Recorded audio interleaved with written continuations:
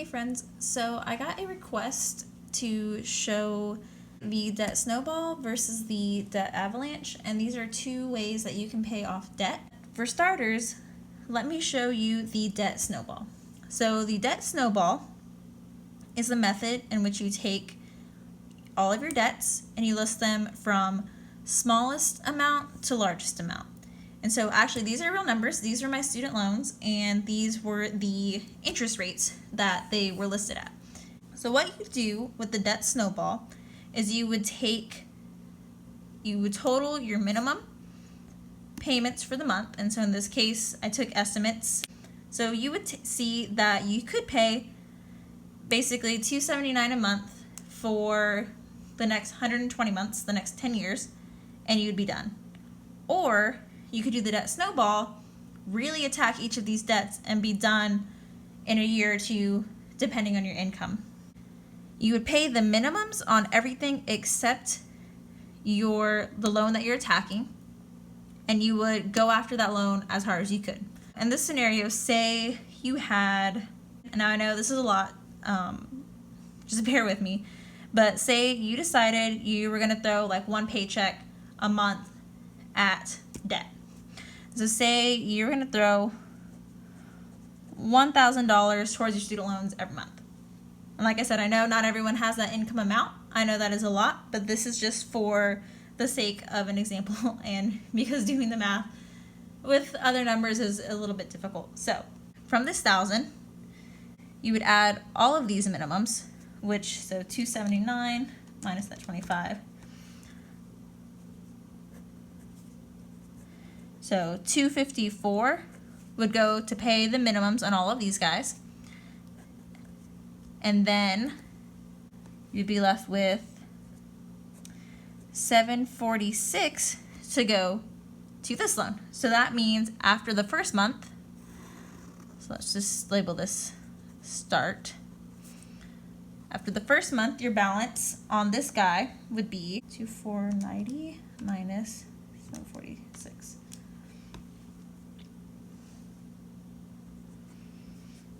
$1,744.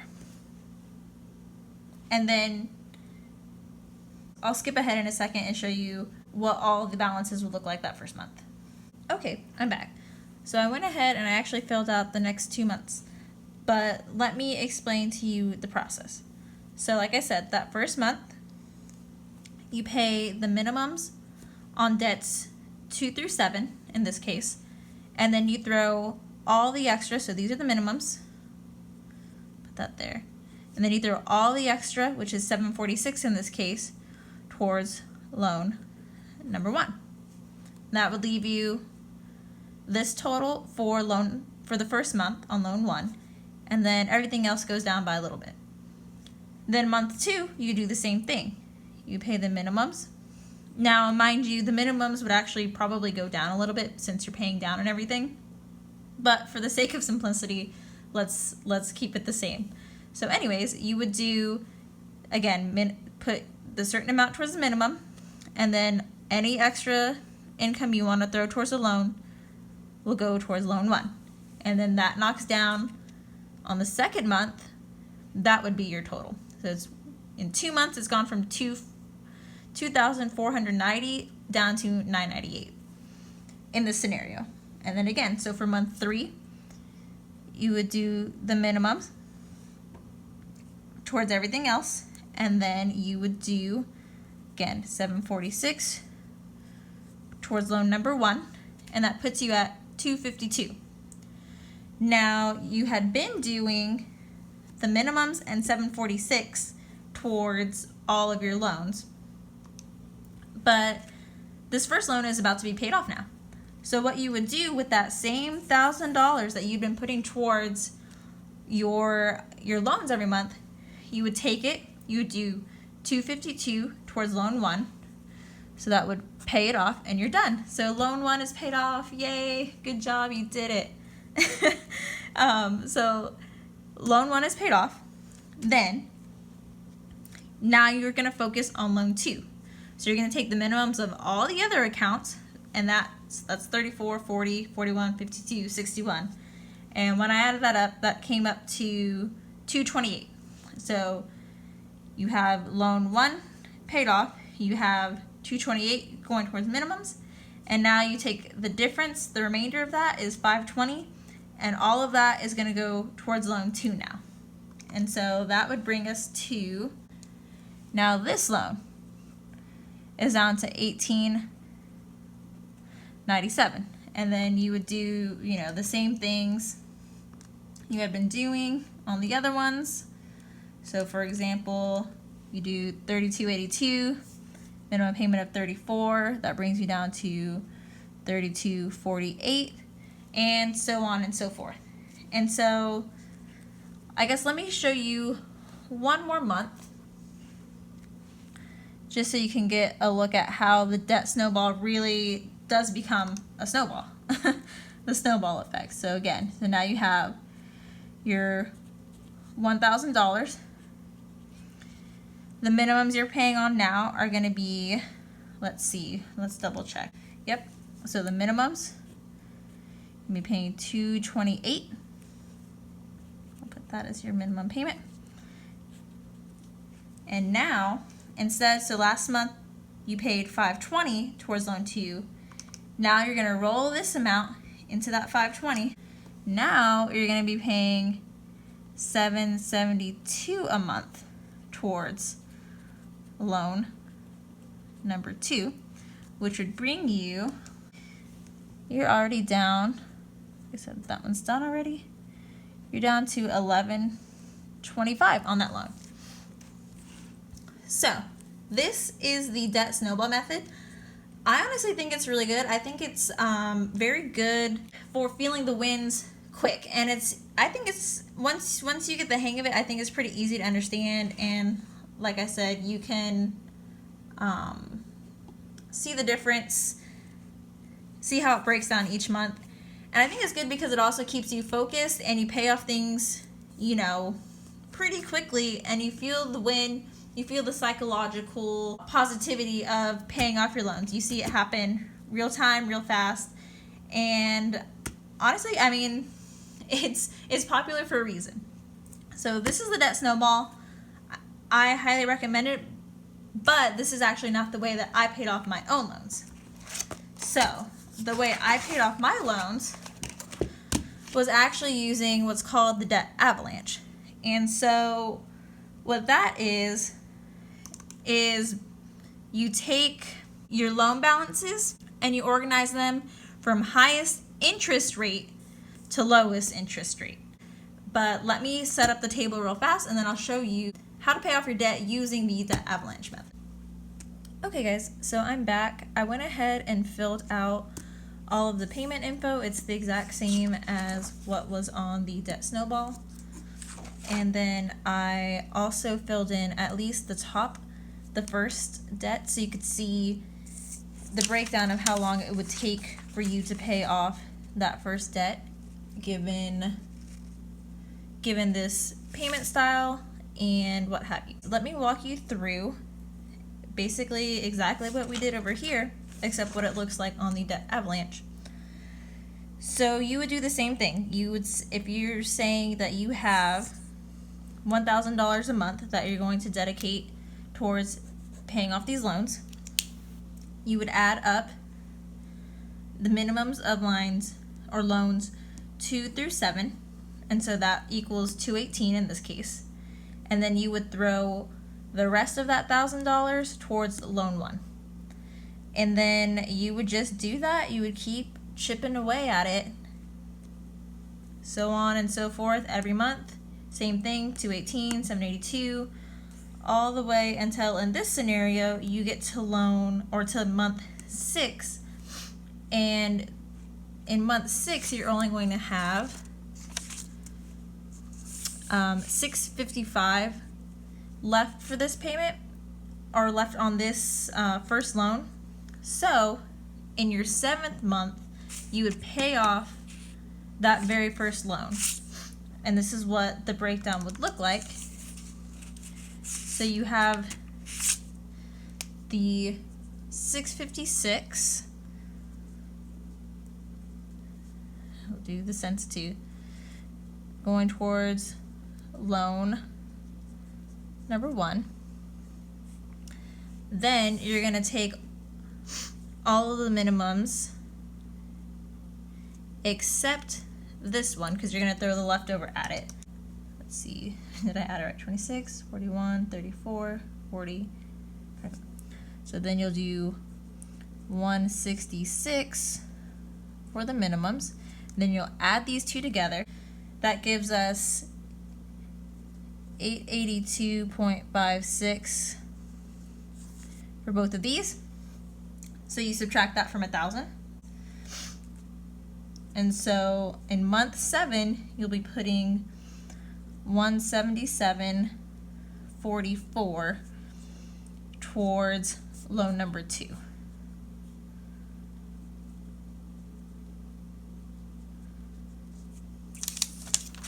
And so in that case, I went ahead so you can kind of see they line up like this.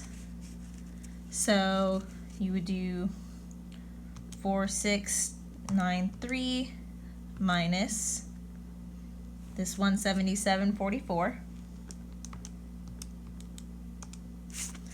And so that would give us in month 7